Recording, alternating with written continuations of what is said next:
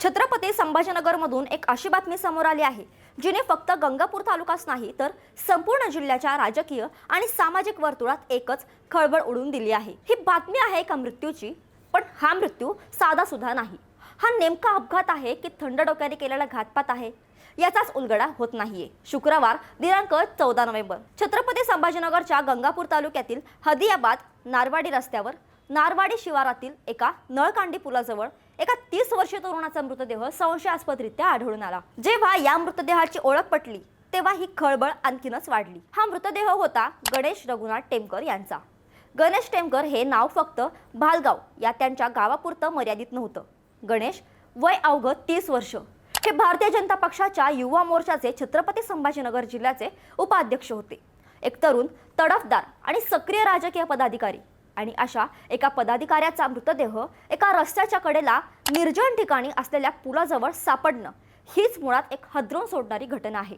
पण ही घटना आणखी गंभीर, आणखी गुंतागुंतीची आणि अधिक संशयास्पद तेव्हा बनते जेव्हा हे कळतं की गणेश टेमकर हे त्याच क्षणी मरण पावले नव्हते। ते गेल्या 2 दिवसांपासून बेपत्ता होते। विचार करा, 30 वर्षांचा एक तरुण जो भाजपसारख्या मोठ्या पक्षाच्या युवा मोर्चाचा जिल्हा स्तरावरचा पदाधिकारी आहे, तो अचानक गायब होतो।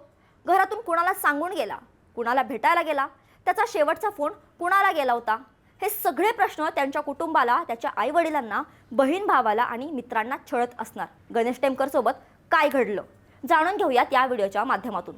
नमस्कार, मी मृदुला आणि तुम्ही पाहताय थोडक्यात। 2 दिवस तब्बल 48 तास गणेश यांचा कुठेही थांगपत्ता लागत नव्हता। कुटुंबीय, नातेवाईक, मित्रपरिवार आणि भाजपचे कार्यकर्ते हे सगळे त्यांचा सर्वत्र शोध घेत होते। हा शोध सुरू असतानाच अनेकांच्या मनात नक्कीच वाईट विचार येऊन गेले असणार आणि अखेर शुक्रवारी दुपारी त्या सगळ्यांच्या शोधाला एक अत्यंत दुःखद बातमीने पूर्णविराम मिळाला। हदियाबाद नारवाडी रस्ता, नारवाडी शिवारातील तो नळकांडी पूल, हा परिसर तसा मुख्य रहदारीचा किंवा वर्दळीचा नसतो। अशा ठिकाणी एका पुलाजवळ एक मृतदेह पडलेला दिसला। स्थानिक सरपंच आसिफ पटेल आणि समाजसेवक गौरव विधाटे यांना ही बाब समजताच त्यांनी घटनेचं गांभीर्य ओळखलं। त्यांनी तातडीने गंगापूर पोलिसांना याबद्दलची माहिती दिली। माहिती मिळताच पोलीस निरीक्षक कुमार सिंग राठोड, विजय पाखरे, अनिरुद्ध शिंदे यांच्यासह पोलिसांचं पथक तातडीने घटनास्थळी दाखल झालं। त्यांनी पाहणी केली।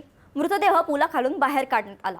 त्याची ओळख पटवण्याचे प्रयत्न झाले आणि ती ओळख पटताच संपूर्ण गंगापूर तालुक्यात एकच बातमी वाऱ्यासारखी पसरली। गणेश टेमकर यांचा मृतदेह सापडला।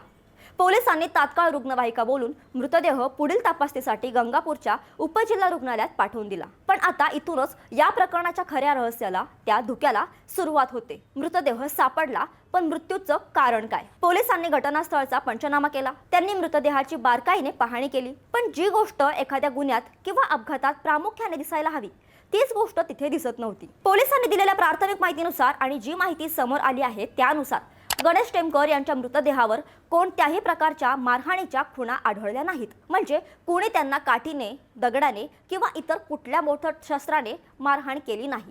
याचे कोणतेही बाह्य ठसे किंवा जखमा शरीरावर दिसत नव्हत्या।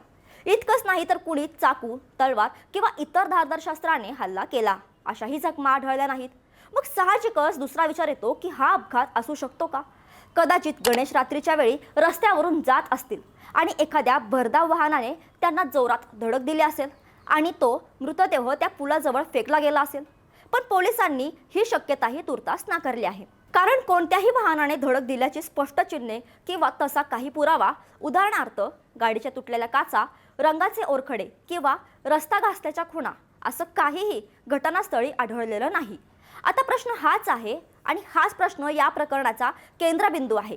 जर मारहाण नाही, जर शस्त्राचा हल्ला नाही आणि जर अपघाताचाही स्पष्ट पुरावा नाही, तर गणेश टेमकर यांचा मृत्यू झाला कसा? इथेच घातपात म्हणजेच खुनाचा संशय बळावतो। 2 दिवसांपासून बेपत्ता असलेला तरुण, त्याचा मृतदेह अशा निर्जन ठिकाणी रस्त्यापासून दूर पुलाखाली सापडणं हेच मुळात अत्यंत संशयास्पद आहे आणि यामुळेच गंगापूर तालुक्यात आणि संपूर्ण राजकीय वर्तुळात हा अपघात नसून 100% घातपातच असू शकतो अशी जोरदार चर्चा सुरू झाली आहे।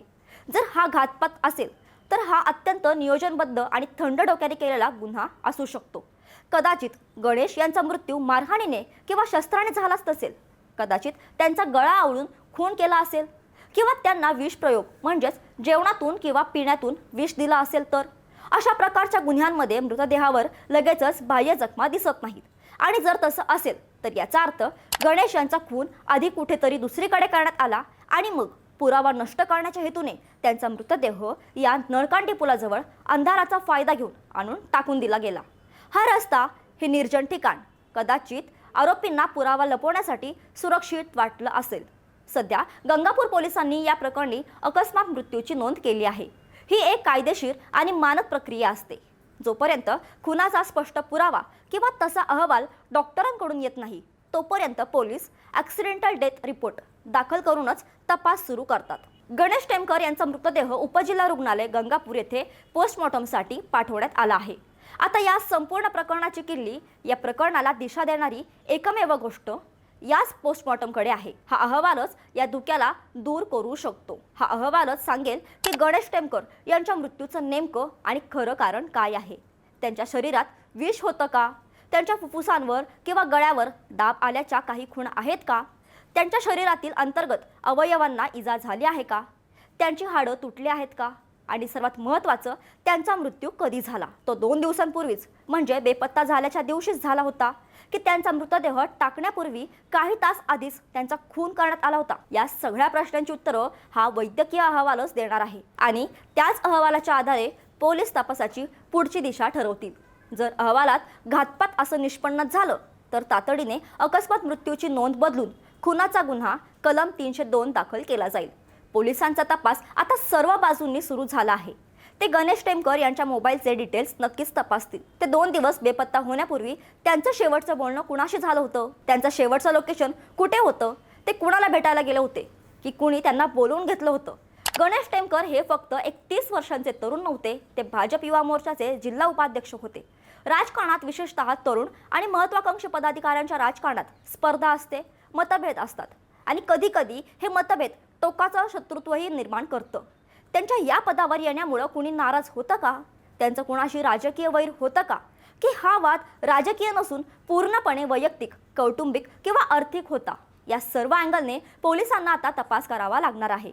या घटनेमुळे गणेश टेमकर यांच्या कुटुंबावर तर दुःखाचा डोंगर कोसळला आहे। त्यांचे आई-वडील, बहीण-भाऊ यांच्यासाठी हा धक्का पचवणं अशक्य आहे।